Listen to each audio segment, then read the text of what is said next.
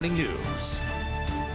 Good morning. After a soggy Saturday, a break from the rain for now. Meteorologist Molly Cochran is here with a first check for your Sunday forecast.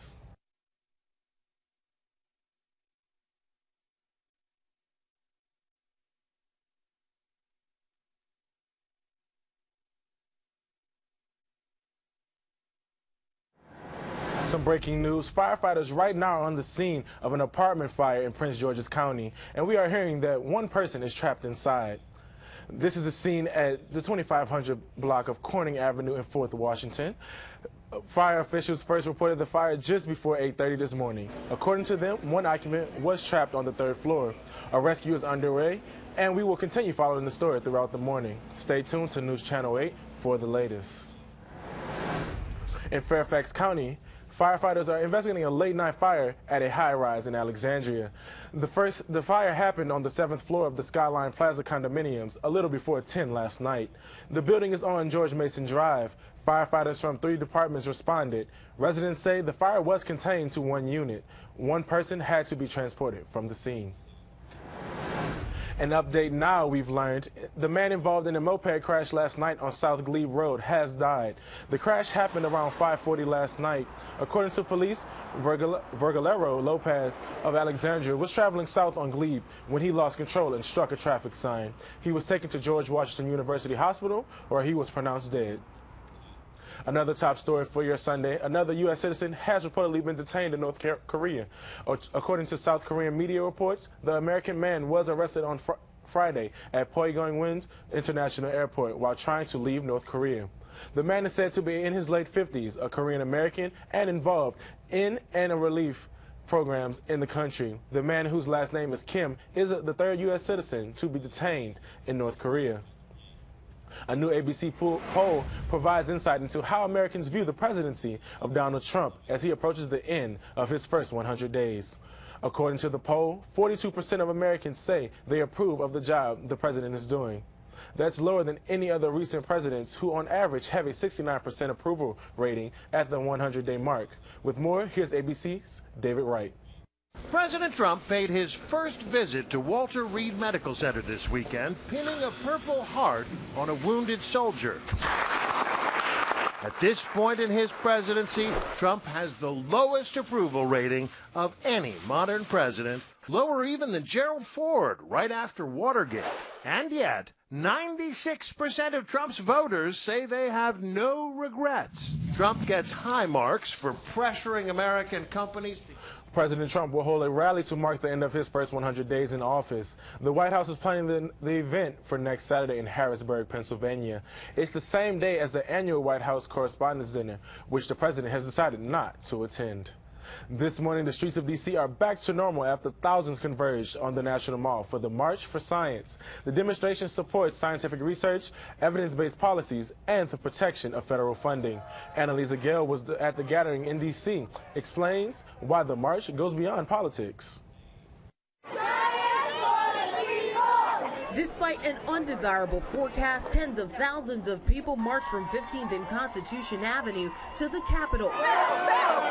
Leading the group in the March for Science were big names like TV host and scientist Bill Nye. Together we can, dare I say it, save the world! Let's march!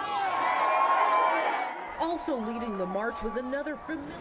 In France, the presidential election is underway. The race is being called the most contentious in history. What happens there could have an impact around the world. There are 11 candidates. The 2 with the most votes will advance to a runoff next month. The election comes on the heels of the shooting of 3 police officers on the Champs-Élysées Thursday night.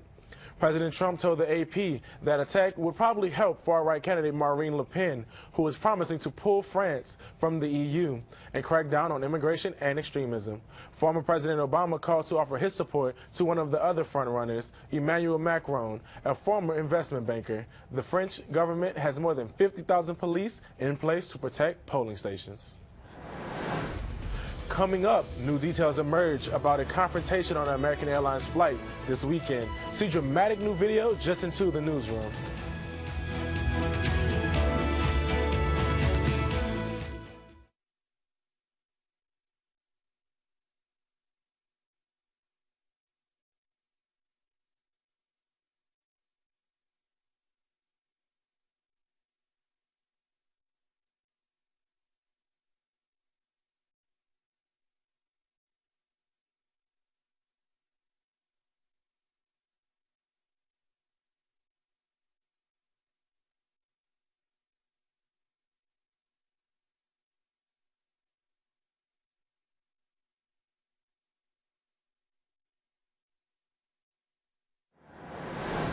Our hometown Washington Wizards are in the playoffs for the first time in 5 years. But Steven, tell us what's going on with them. If the Wizards play like that again, they're not winning another game in this series. The Wizards last night, well, they fell in Game 3 of their playoff series against the Atlanta Hawks. The Wiz fell behind early, and they were never able to recover. John Wall was the only team's bright spot, scoring 29 points, but Bradley Beal struggled uncharacteristically. He went 0 for 6 from the three-point line. Forward Paul Millsap led the Hawks, scoring 29 points, along with 14 rebounds. The Wizards lost 116-98. They still hold a 2-1 lead in the series. Game 4 in Atlanta tomorrow night. Let's get to some baseball now. The Nats are on the road, continuing their series against the New York Mets. Starting off in the fourth, it was Matt Wieters. He lined one to right to bring the score to 1-0 Nats. Next inning, it was Ryan Zimmerman. Oh, he had an RBI base hit into left to make it 2-0 Nats. It was all Nats all day at Citi Field, and they beat the Mets handedly 3-1. They'll look to close out the series tonight with a primetime matchup on ESPN. All right, thanks, Steven. No problem. Stay tuned to News Channel 8 for more right after the break.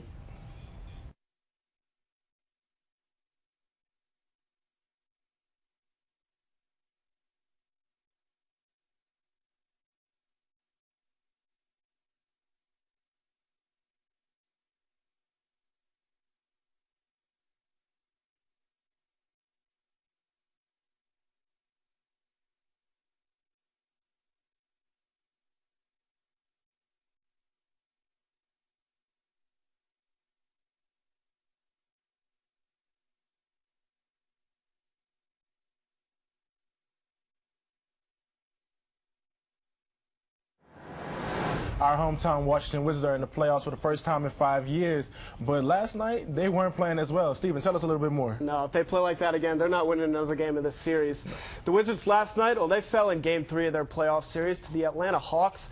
The Wiz fell behind early, and they were never able to recover. John Wall was the team's only bright spot, though, scoring 29 points. Bradley Beal, he struggled uncharacteristically, going 0 for 6 from the three-point line. Forward Paul Millsap led the Hawks, scoring 29 points along with 14 rebounds. The Wizards lost 116-98. The Wizards still hold a 2-game lead to 1 in the series. Game 4 in Atlanta tomorrow night. To baseball now, the Nats are on the road, continuing their series against the New York Mets. Starting off in the fourth, it was Matt Wieters, so he lined one to right to bring the score to 1-0 Nats.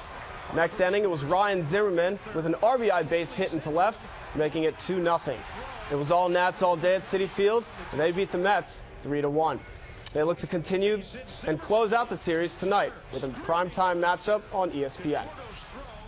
All right, thanks, Steven. We'll have more on News Channel 8 after the break.